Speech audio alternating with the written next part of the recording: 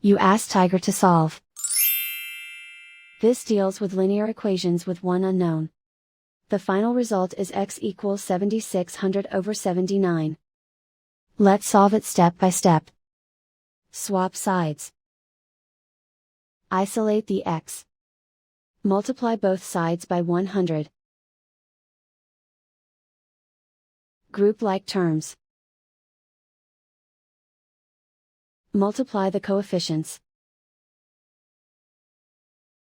Simplify the fraction. Multiply the fractions. Simplify the arithmetic. And so the final result is x equals 7600 over 79.